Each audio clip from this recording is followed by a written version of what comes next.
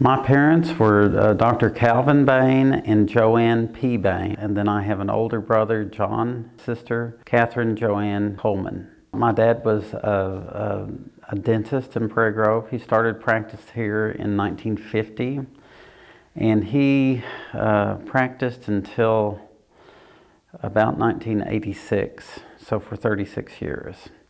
And he was also the mayor of Prairie Grove for about 12 years. I think in the 60s and 70s is when he was mayor. As long as I can remember, I worked at his office, and he taught me how to do some of the lab work and chairside assisting. And so I grew up helping him at the office, and then we had some rentals that I took care of in Prairie Grove, and the mowing and maintenance of the rentals, painting when they had a changeover. Well, the jobs that I would do at his office would be, pour up the models, make some of the plates for the dentures, then chairside assisting. If he ever had someone out of the office, I would assist him chairside. And my mom worked at the front desk a lot of times, and so I guess all three of us kids worked at the office quite a little bit. Well, the only other job that I did, as a kid, I got into beekeeping when I was probably 14 years old, and wound up having about 10 hives, and paired up with James Kaiser, who was a beekeeper from Prairie Grove. And we would load up the bees and take them to pollination services at different orchards around over into Oklahoma. The Offits had some peaches, and then we'd do the apples in Lincoln. And so, that was wound up being a pretty good business to be in. My home life, we played a lot with the neighbors, and at that time, I think you knew everyone in Prairie Grove. We had a lot of liberty as far as, we could take our bicycles just about anywhere. We had a pretty good sized lawn, so, we were expected to help with the lawn and the garden and things like that. We also had a farm out where Kenyon Lake is, and so I helped my dad with that farm. He actually had that with Greg Reed. Greg Reed and my dad owned that farm together. So I would go downtown, and Carmen Drug had a you could get a float there. They actually had an ice cream parlor in there, and I remember going from the street up to that sidewalk. I remember how much of a jump that was, and when I could actually jump up there. And now it doesn't look like much of a jump at all. So, well, we always had horses. We were members of the riding club, which was a big organization at that time, and we'd go on trail rides and things like that. Thinking about the Carmen Drug Store, Ruetta was one of the pharmacists there, and then Leck, her husband, and he had this white hair that just came out to the side, and I think he was a smoker, and he coughed a lot, and he was pretty intimidating, tall and skinny. But it's, I guess what I remember about elementary school was how good the food was in the cafeteria. Lee Couch's mom, Mabel Couch, was the head cook, and the rolls were incredible. The pizza was great. The cookies were good. It was a lot different than what I hear about now. And a lot of my parents' friends were teachers. I had Peggy Parks as 4th grade. I think I had Miss Daughtery for 1st grade, and that was Bob Daughtery's mom. And I don't know, just, smaller classes. You know, a lot of the people that I went to school with are still here in town. With 20 years of schooling, I would put her in the top 5 teachers that I've ever had. She was a true professional, really expected a lot of her class, taught us things that I think most 4th graders weren't exposed to. You know, different tricks on striking out 9s and, in math, and just a very encouraging, very professional teacher. You know, I know that she taught it to her early classes, and that's sort of how the square dancing started in Prairie Grove. But, I square danced, I think, for 15 years. So I don't remember her teaching it in the class, but I knew that she was responsible for that. Some of my neighbors and classmates, my next door neighbor was Doug Brown. His mom was a music teacher at Prairie Grove. And I guess when about junior high, he moved to Pine Bluff. And he had grown up, next to us all those years. And he didn't like Pine Bluff, and so in the summers he'd come back and stay with us during the summer. And we're still really good friends with him. And he has every time he's in town, he checks in on my mom, and used to on my dad and my mom. But then Steve Bartholomew, Mark Kate, Elaine Clayton now. She was Elaine Can. Let's see, Jim Parks was just right up the street from me. We were members of the First United Methodist Church of Prairie Grove. And my dad was actually a lifelong member there, and I think his mom also. So that's where we went to church. For diversion, we hunted a lot and fished a lot.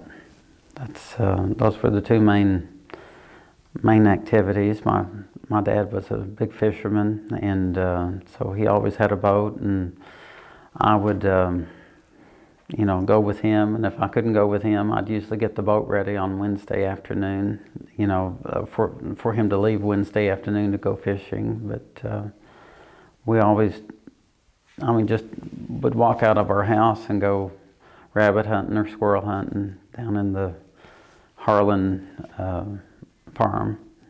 My parents, for fun, lifelong, they played bridge. I also remember them entertaining a lot, and they'd have couples from Fayetteville and Prairie Grove out to the house, and it would not be uncommon for them to roll back the carpet and turn on some music and dance. And my family was fairly formal, and so we'd have sit-down dinner every evening. Cloth napkins, real silverware, no stand-up and eating, and so we had a lot of good conversations around the dinner table. Well, I just remember, Dr. Miller and C.H. Miller and different university professors, Bob and Maria Teresa Franz, and several people from the university would come out, and it seems like almost weekly they would entertain or be entertained. They were very social. Well, after high school, I went to the University of Arkansas, and I majored in chemistry, and I was not real sure what I was going to do. Dentistry was always in the back of my mind. I sort of entertained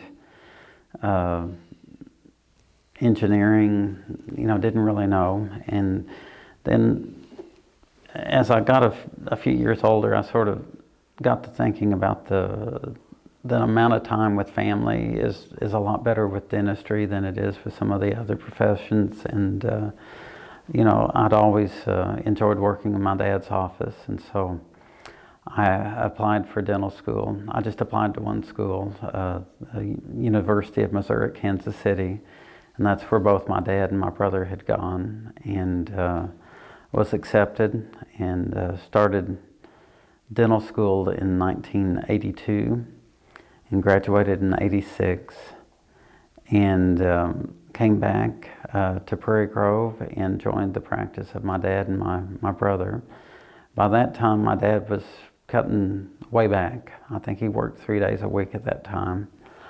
And so John and I were in practice until 1994, until I built my office that I'm currently in. Well, as far as memories of my grandfather, he died before I was born. I think John was 2 when he passed away. They had 2 kids,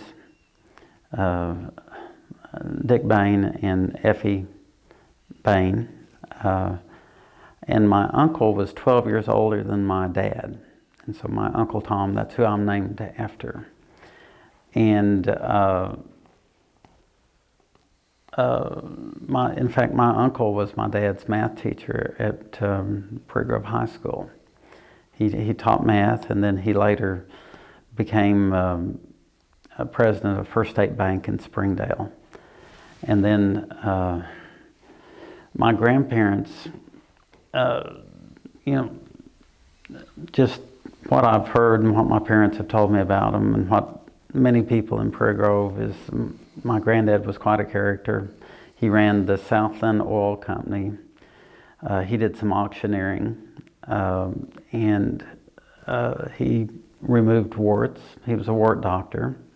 And just a funny story about that, when I was taking my dental boards down in Memphis, I had a couple of patients with me, and one of my classmates asked me, well, I know your dad was a dentist, what about your granddad? And I said, no, he was a wart doctor. And he sort of laughed like, that wasn't a thing. And, he just sort of made fun of that idea. And I didn't know it at the time, but both of these patients had had warts removed by my granddad, and they took great offense and explained that it was a real deal, that he would charm the warts off, give them a penny and tell them not to spend it for a week or something like that. I don't know. He'd rub something on it, and they both had warts removed by him. So it was, and I could name several people in town. Joyce Cunningham would tell you the same thing. I've asked a friend of mine who's a physician in town, and he says that it's about as effective as what physicians do. It's something with the power of suggestion, I guess. I don't know. But, medical treatment is not very predictable either. But, I don't know, this Dr. Bright said that, it's as effective as what some of the current treatments is. It's really crazy. Granddad's shop was about where the Jim's Razorback Pizza is, and his house was right next door. And my dad grew up working in that shop, changing tires and filling up gas. And the story that my dad always told is to save some money, sometimes they would mix kerosene and gasoline together, because kerosene was a little cheaper than the gasoline.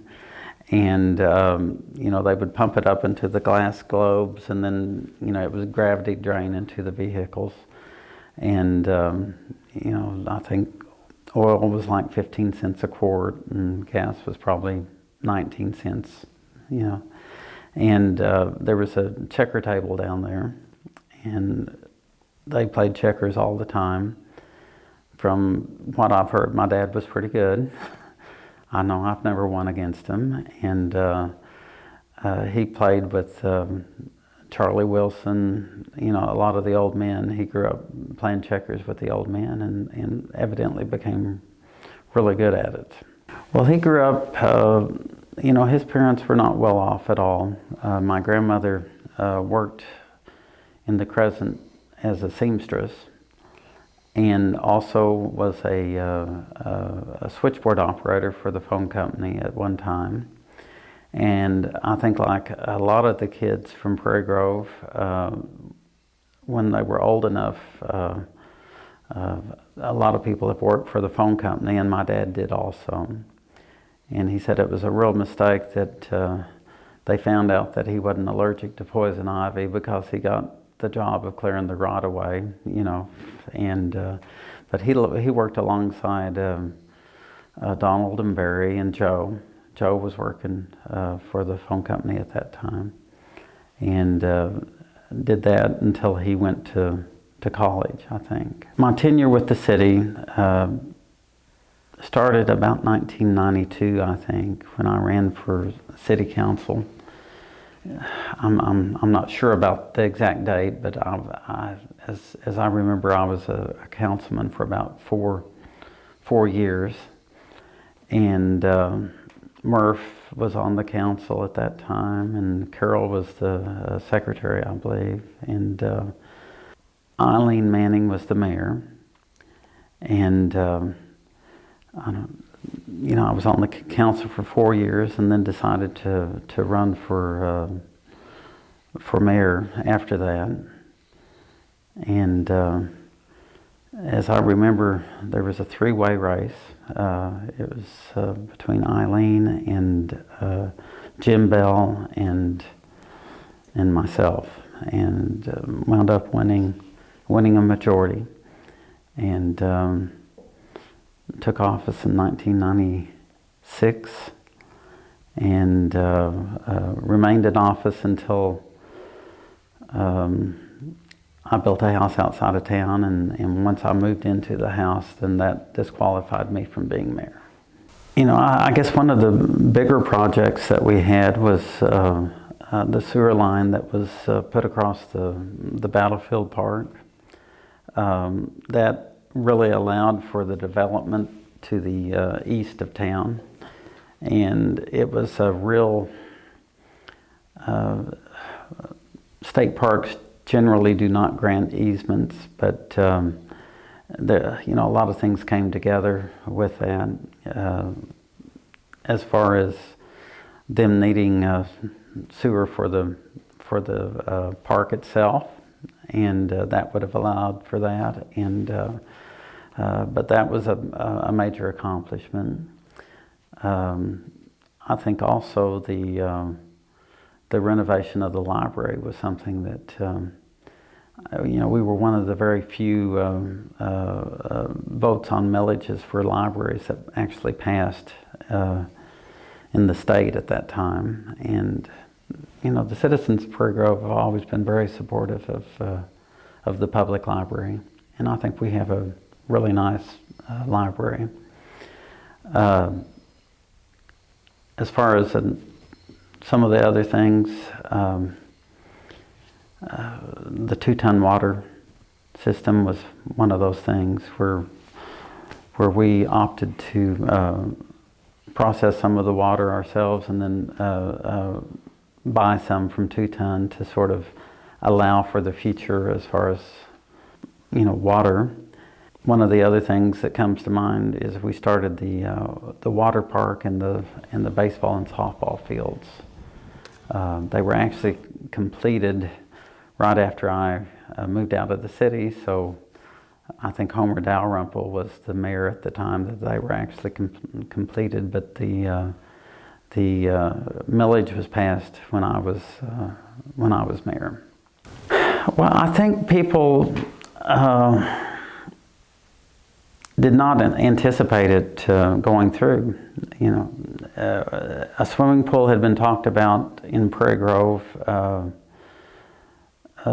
since the time the Heineman Hall was built, because the Heinemans, the family there, wanted to build something in Prairie Grove to commemorate General Heineman, and I know Delford Reef was opposed to the swimming pool at that time because of the liability of the town, and anyway, they opted for the Heineman Hall, the museum up there, as opposed to a swimming pool.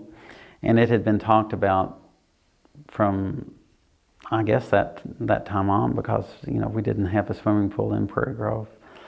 And someone approached me and suggested that we needed that, and I said I didn't think there was a downside to putting it before the voters and letting the voters decide, and it has proven to be a pretty nice asset to Prairie Grove.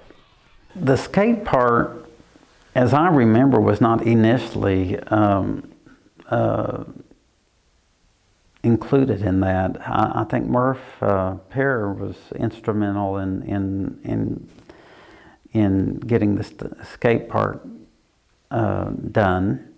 The baseball fields and the softball fields were from the inception in the design, and because some of the adjoining cities had facilities like that, and summer softball and baseball are it's an income source, and plus it's an activity for the kids at the town that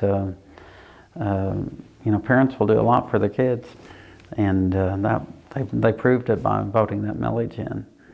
Well, since I can remember, the celebration, the Labor Day celebration, I remember that most vividly, helping with that. We would, at that time, they had open pits to cook chicken. John Mobley comes to mind there. He was a big man, and they had wire grates that they would put the chicken in, and they could turn the frames, the wire frames, over an open fire, and that's how they cooked the chicken. And then we'd have to get up really early and go down to the elementary school to Miss Mobley's, not Miss Mobley, Miss Couch's kitchen, and we would do baked beans with bacon on the top and bake them in the ovens down there in the elementary school kitchen. And then the project was to get them hauled up to the battlefield park for the dinners that were served, the chicken dinners that were served, and it was really messy, and we had a station wagon that suffered from that a few times, and but that was probably when I was 5 or 6 years old. I'd go with my dad, get up with him, and go help make the beans down in the kitchen. But the whole community came together for that. The Parkses worked. It was just the Lions Club was the main impetus behind that. Prairie Grove Battlefield Park is one of the parks in the United States that is as close to how it was during the actual battle as just about anywhere else. Pea Ridge is also one of those like that, and some of the older battlefields, have malls on them, and they've been developed, and this one had not been developed, and so there was a desire to try to preserve some of that land. So for our kids and their kids, and just the concept of that park was started by Dr. Fred McQuistion, who had this vision of a pioneer village, and he put a lot of his money and his effort into building a lot of the rock fences, moving a lot of the structures that are currently at the park. And I've often thought, by doing that, there's no telling how many thousands and thousands of lives he's touched by his foresight into sort of setting that aside, and it is something that was later taken over by the State Park Department. And there's an educational component. There's a lot of the school kids come up there, and I mean, it's thousands of kids a year that have benefited from sort of something that started, pretty small as a thought of a pioneer village. And land is precious, and setting that aside and expanding that, I think, is really going to be something that may pay off a lot in not only now, but in the future. Fred McQuistion and Madge were sort of like grandparents to me. They had no kids of their own. Fred was the son of a circuit riding Methodist preacher. He had like 5 brothers and a couple of sisters, and grew up in Prairie Grove. And he was an identical twin. He had a twin brother, Ed, and married Madge McQuistion in like I'm thinking it was 1920 or something like that. And they first lived in New York. Fred got a job. He was first with the Arkansas Department of Education, and then took a job with the Rockefeller Foundation. And his life's work was in promoting Negro higher education. And the Rockefeller Foundation funded a lot of the colleges around the country that were, for the Negro. And Ed, his twin brother, worked for the Arkansas State Department of Education.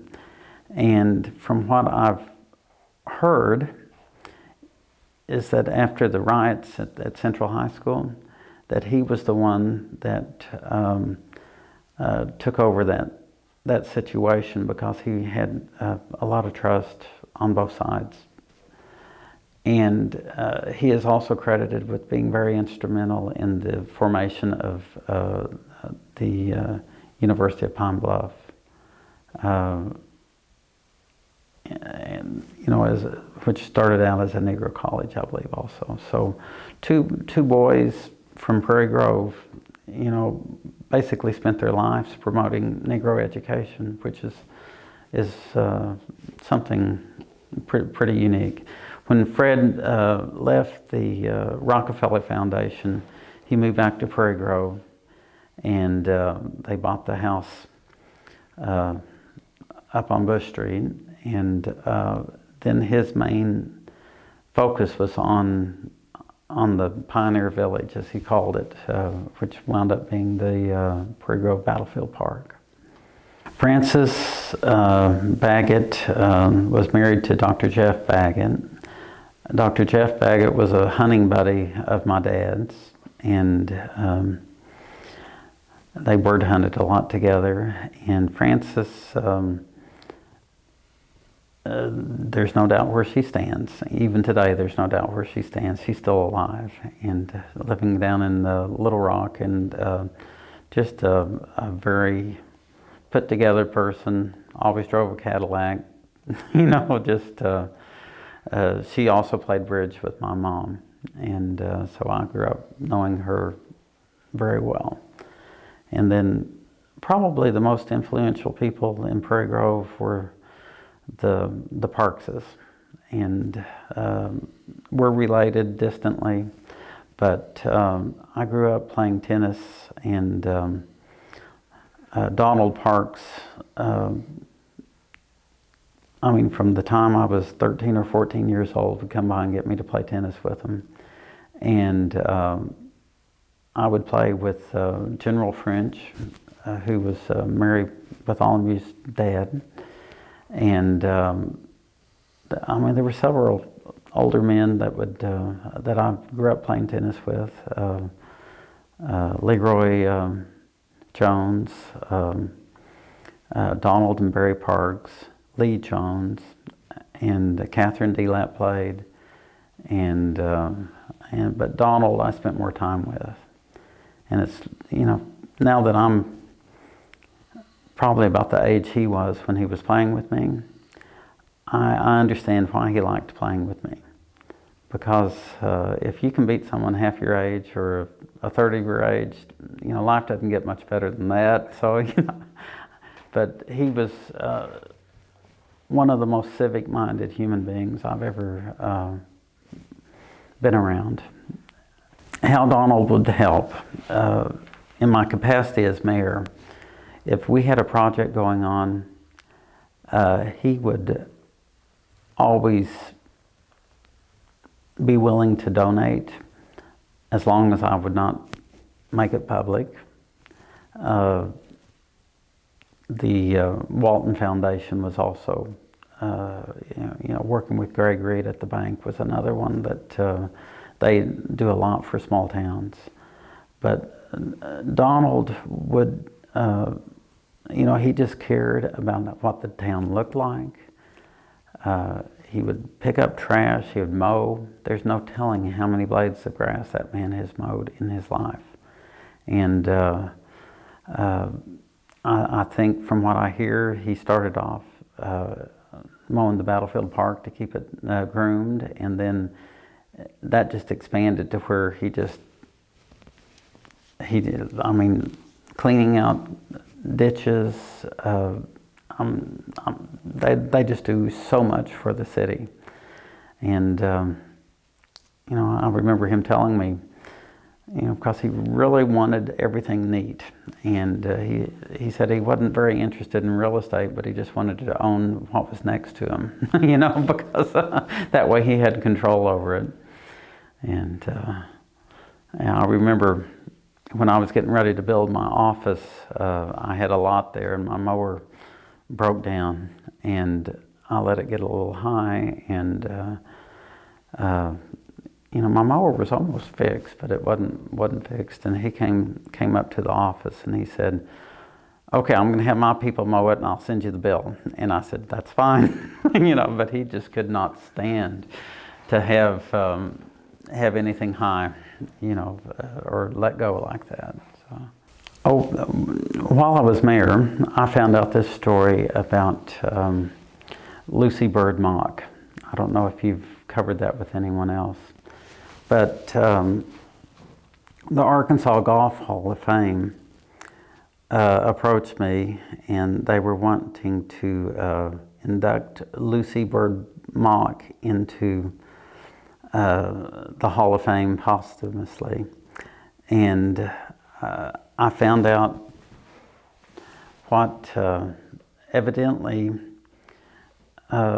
she went to Scotland back in the late 1800s and fell in love with golf, and then returned to Prairie Grove and wanted to put in a golf course. And she grew up in the house across from the high school, that two-story house across from what's now the new high school. And her dad did not want to let any of his good plantation land go to a golf course. And so it wouldn't let her build the golf course on her place.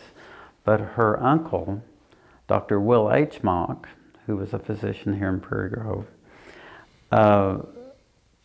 had some land out south of town, and from what I heard, put in a 5-hole golf course out there on his land, which is, I guess, where Pinnacle Hill. I guess the Bartholomew's own that now, or it's out south of town. And she gave golf lessons, and I thought that was so interesting, and I told my dad about it, and he said, "Oh yeah, I knew her.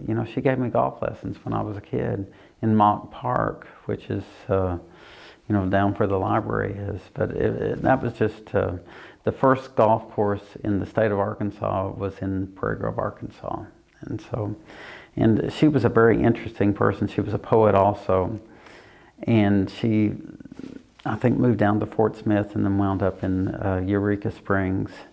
But she wrote a poem that was